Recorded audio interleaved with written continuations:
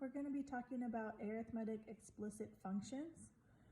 So it's a little bit different than the recursive function. Remember, the recursive function is used to find the next term in a sequence by using a previous term. The explicit function, on the other hand, allows us to find any term in a sequence by substituting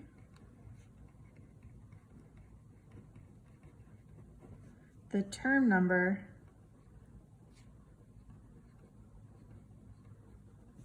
and simplifying. So we don't need a previous term. It doesn't limit us to finding only the next term. We could find any term in our sequence by using this explicit function. So for an explicit function, it's going to be f of n equals d, which is the common difference, in parentheses, times the term number n minus 1, because we're starting with the first term, plus my f of 1, which is my first term. Now this n minus 1 is different than the f of n minus 1. This minus 1 is saying that we are starting with the first term, so we're going to put minus 1. You can also write it as f of n equals f of 1, the term number, plus d, the common difference, times that n minus 1. And that's just showing that you could either put the f of 1 in the back of the equation, or you could put it in the front of the equation. Okay, so, and then remember that d is the common difference. So let's say I have a sequence 6, 10, 14, 18, and then it goes on and on and on. So remember that sequences are going to start with 1, second term, third term, fourth term. So these are my term numbers. That's what the n is talking about. And then if I go ahead and take a look at my pattern, I have 6 to 10, 10 to 14, 14 to 18. So each time I am adding 4, which means that my common difference, my d, is going to be 4. And then my first term is going to be right here. My first term, f of 1, is going to be 6. So to write my equation, I'm going to go ahead and say that my f of n is equal to my d, which is 4, my common difference, times n minus 1, and then I'm going to add the 6, my starting value, the first term. And then because I have the parentheses here, we can go ahead and we can simplify. So I'm going to go 4 times n, which is 4n, right? We're using the distributive property. Then I have 4 times a negative 1 is going to give me negative 4. And I still have that plus 6.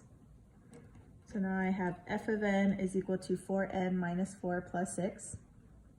And then I can go ahead and combine my like terms. So negative 4 plus 6 is going to give me f of n is equal to 4n plus 2. And then that would be considered my explicit function. Now if you notice, right, this plus 2, if I were to go backwards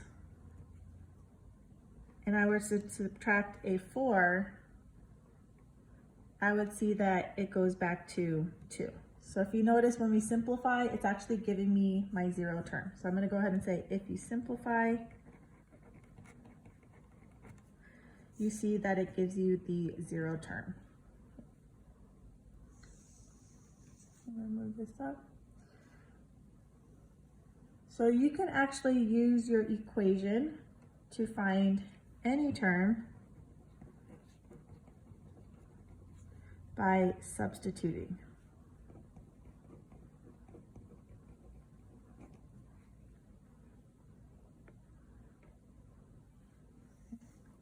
So let's say I want to find the 50th term.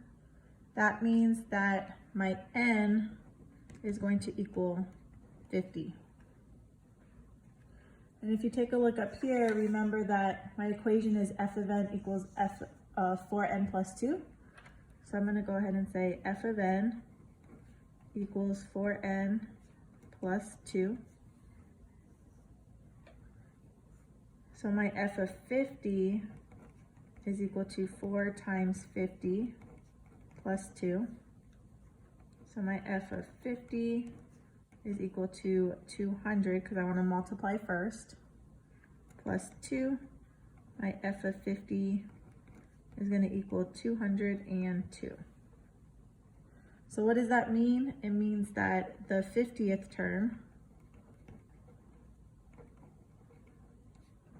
is 202. So if I were to continue my sequence over and over and over, all the way up to the 50th term, I would get 202. Okay, so let's say I want to find my 205th term. So now my n is going to equal 205. And remember that my equation was f of n is equal to 4n plus 2.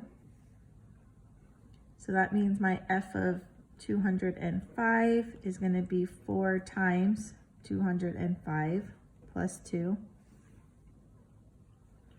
So I get f of 205 is equal to 820 plus 2. So my f of 205 is going to equal 822.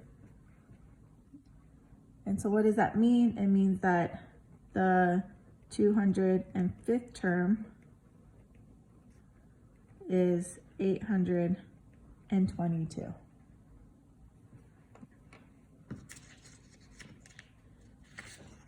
I'm going to go ahead and switch the paper out, and just to get some more practice. There we go. Okay, so let's say I have 5, -1, -7, -13.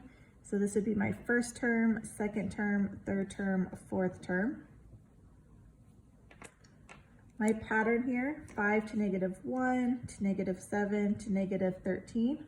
I'm subtracting 6 each time. So my common difference, D, is going to be -6. My f of 1 is 5, because that's my first term. So when I write my equation, I'm going to go f of n is equal to, my common difference is -6, times by n minus 1, because I'm starting at my first term. And then I'm going to add 5 because that was my starting value. And then I can go ahead and simplify using the distributive property. So -6 times n is -6n. -6 times -1 is a +6. And then I have plus 5. And I have f of n equals. And then I can combine my like terms. So I get f of n is equal to -6n, and then 6 plus 5 will give me 11.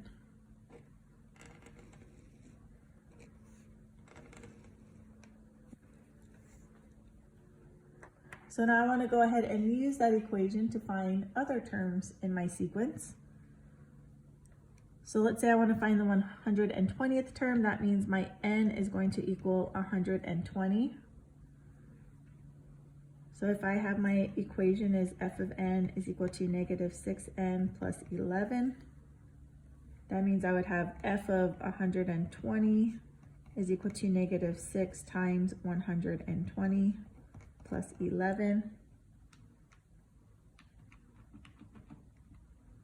So I get f of 120 is equal to -720 plus 11. And I get my f of 120 is equal to -709. So if I were to continue all the way to my 120th term, I would see that my 120th term is -709. So 120th term is -709. Okay. And then let's say I want to find the 41st term, so that means my n would equal 41. And then my equation was f of n equals -6n plus 11. So I have f of 41 is equal to negative 6 times 41 plus 11. I want to multiply first. So I would get f of 41 is equal to negative 246 plus 11. And then I get f of 41 is equal to negative 235. And that means that the 41st term is negative 235. So we're able to use that equation and substitute any term number. Doesn't matter if it's a low term number, doesn't matter if it's 1,000, 1,000,000. We can go ahead and substitute any term number. And then I'm just going to do one more.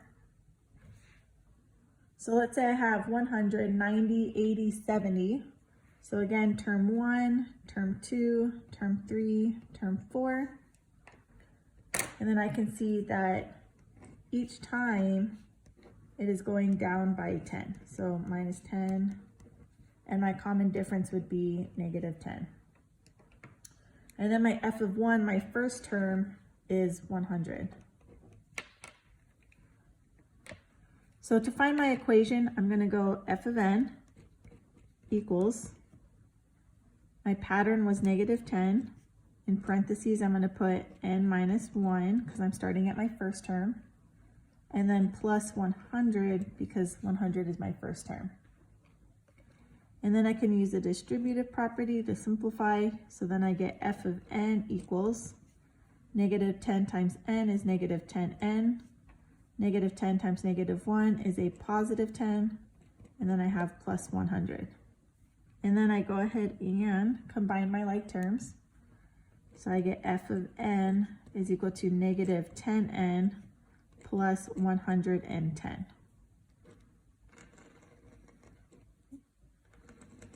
And I forgot to mention, but if you look at that 110, right?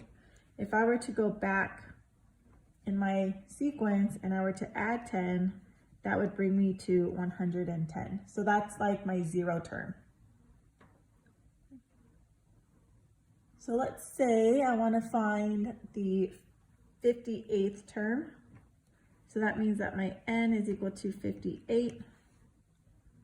So I have f of n is equal to negative 10n plus 110. So I have f of 58 is equal to negative 10 times 58 plus 110. I get f of 58 is equal to negative 580 plus 110. And then I get f of 58 is equal to negative 470. So that means that the 58th term is negative 470. And then final one for this video. If I want to find the 92nd term, I have n is equal to 92.